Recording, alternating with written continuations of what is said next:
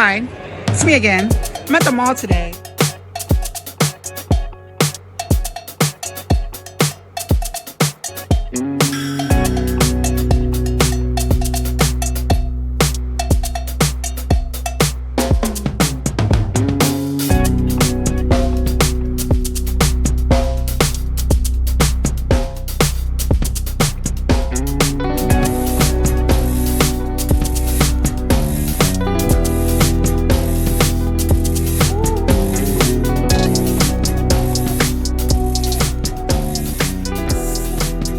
I don't have a mic, so we don't know how this sounds.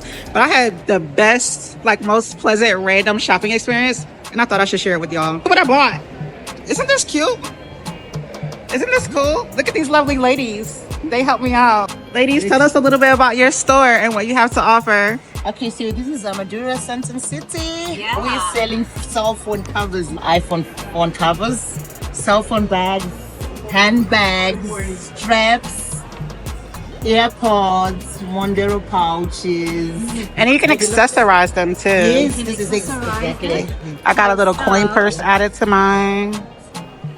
And then too, it's not just a phone cover, it's a quality fabric cover that usually has some type of wristlet pouch with it, including like the packs that you see on the back of the phone where you can use it like a wallet. But they even have like little wristlets that you can add and accessorize that. Like, look at that, that's so cute. So you can create your own little custom combination, which I just did with the combination of like my coin purse, my AirPod cover, and look, they all match my bag. Look at this cool bag I got made in Tanzania. You want to know more about that? I'll talk about it later. But Amadora not only has great things here, they have very pleasant people. Tell us your name. My name is Sakai. Sakai. Yes. What tribe are you from? I'm from Zimbabwe. So what's the name of your tribe in Zimbabwe? The name of? Yeah. I'm Shona. Shona. Yes. But she's so sweet and pleasant. Are all the Shona people like that? Yes, Yeah. most of, I can say all of us are. Yeah. Yeah. Very friendly. Yes, we are. So if you come here to get one of these lovely phone covers, we have these accessories. This is the one that I got today. It's called the Athena. The Athena. Yes. If you want to get any one of these lovely accessories, also come in other colors and designs. Make sure you come by and tell them Empress Kino sent you, because then they have a special discount surprise for you. And we're here in Sandton City Mall. Highly a beautiful sun shower.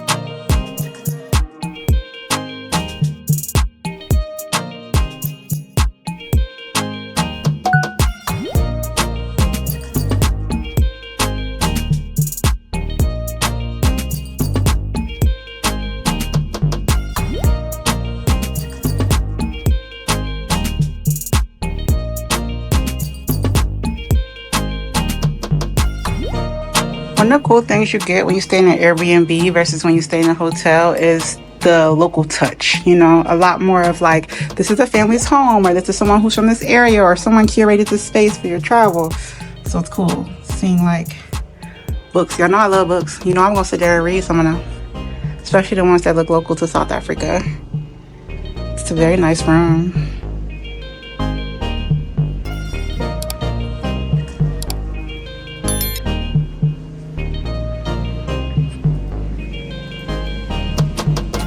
Hair dryer right there, kettle, microwave, toaster, coffee maker, little mini fridge, nice little eating area with a pantry, dishes, storage, bathroom. Can't forget the get ready mirror. Love me a nice solid mirror. Okay, so these are all like zip tie clothes, so I'm guessing they're not for guests. But this is a nice bathroom. Nice rainfall shower head. Nice tub. Nice big mirrors. Nice toiletries. Woolworths. Everything looks nice and clean. A nice bright smiling face welcomed me in. Gave me keys. There's parking. It's a nice little garden. And this is in the very secure, very upmarket, very quiet area of Parkhurst. Spent some time exploring Parkhurst after I checked in my Airbnb. I found this really cool cafe that had fresh pressed juice. There's beauty everywhere. You just have to look. This doesn't look like the Africa they show on TV, does it?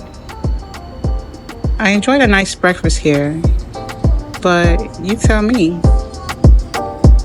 does this look like the Africa that they show on TV? I enjoyed a lot of the scenes that I was able to capture while I spent several weeks living on the richest square mile in Africa.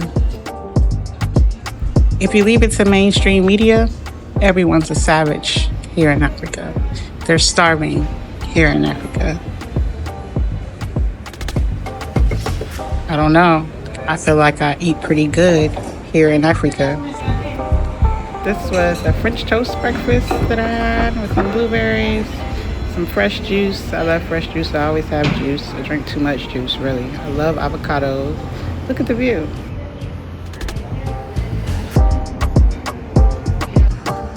While I do understand that living on the richest square mile in Africa does place me in a bubble, I also understand that there is a lot more to Africa than we've been taught to think about. As I explore myself and strengthen myself, I'm finding new things to question. I lived on the richest square mile in Africa for 6 weeks, and here's what I learned. I learned that in South Africa, they call it braai, not barbecue. I learned that you can get some beautiful sights and views in Johannesburg. I learned that it's Xhosa is how you pronounce it, I believe. But wait a minute. Let's just be with me a moment here.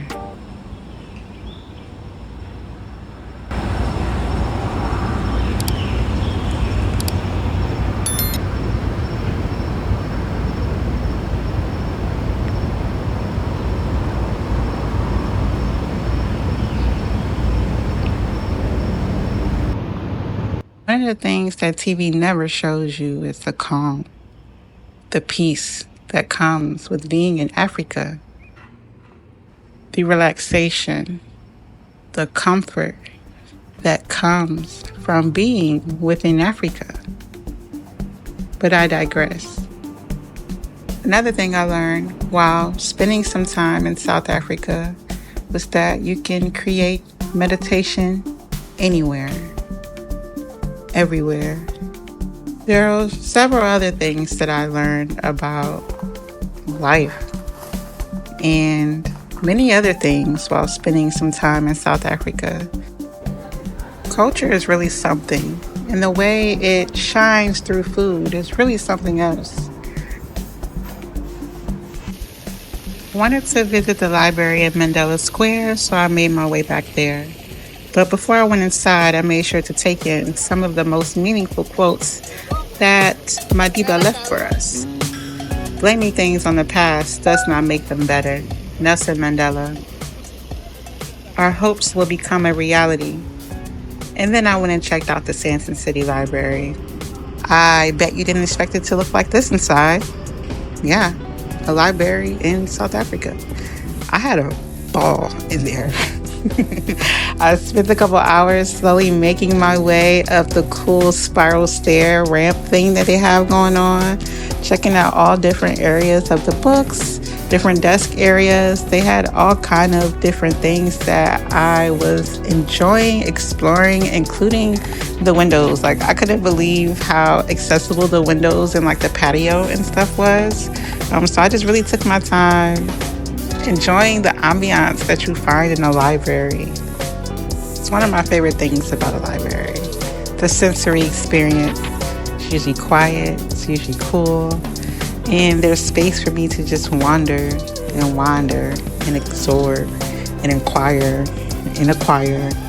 And there's so much life to be held in a library. There's so much power to be manifested in a library.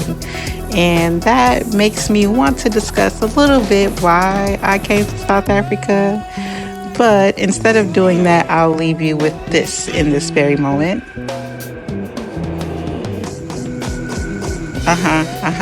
Little subs. When I say I couldn't believe like the big windows, I was all up in them. Like, wow, look at this view. I don't think I've been to a library anywhere in America that has such huge windows that were such easily accessible to the people taking up the space. So I really appreciated the difference in architecture and just how things were laid out. These are the study area where you can sit and enjoy the space, the fresh air. The whole space was really just designed for natural light and ventilation. I don't know the history behind this library. I did not take the time to research it. I just was very curious because I'd walked by it several times and it was closed when I came to originally discover it during the holiday. So I really just took my time absorbing in, all of the different statues, the books, the whole vibe. Like, it was just really a vibe. It was a beautiful day too, and that made it even better.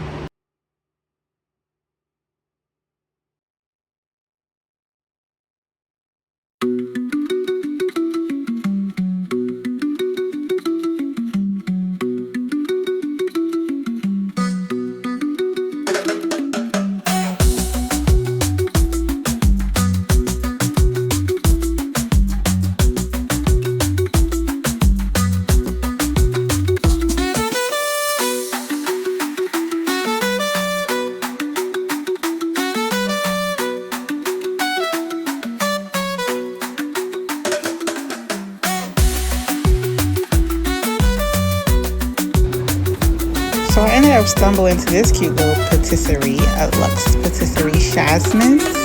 It was highly decorated, very Instagrammable if you're into that kind of thing. I just really genuinely enjoy cafes and I enjoy eating. So wherever I am, I'm eating very well and I'm exploring all the different things the market has to offer. So I stumbled into this place when I saw the other patisserie place in the mall that I had become to like had closed. And this was cool. It's very cute. I had my usual matcha and it wasn't what I anticipated. Overall, it was okay, but I definitely feel like it was more aesthetically pleasing than anything. So if you're into that kind of thing, it's in Sandton City Mall. I really enjoyed myself. I did look them up after I found them, and I think they're like super popular on Instagram or something. And I can tell it's a very Instagrammable space. Very cute. I sat there and did my usual thing. I'm usually plotting and scheming when I got my iPad. Don't talk to me. Funny enough, I have a really interesting story to tell about an experience I had in South Africa where my iPad was involved. And I think I'll tell that story a little bit later. But right now, let's get into this really cute decor. Very pink, very rosy, very Instagrammable, like I said. Cute aesthetics. If you're really into like the girly tea party thing, it definitely has that vibe going for it. So very cute.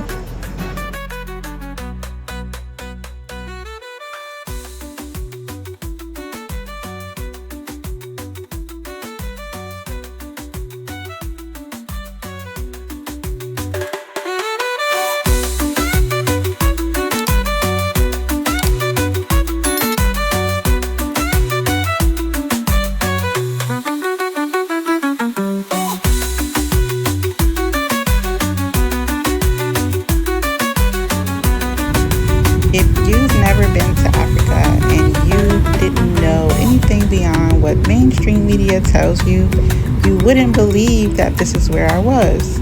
That's why I couldn't help myself with just capturing all of the different sights and sounds I was taking in. As I was doing different things and riding around town, riding around the city, I was really awestruck by the views. It felt very familiar in a way. It was so strange. It almost felt like my home in Florida in some different aspects. But the scenery in itself was very enjoyable alongside a lot of the food offerings that I came upon. This was a nice restaurant I found that was like a rooftop bar or something like that, I believe. I had a really nice steak, some fresh mashed potato, carrot. That was some rose sparkling water and a very nice view. I took in the sunset on a nice cool night. If I didn't tell you it was South Africa, would have known? Mainstream media is so deceitful.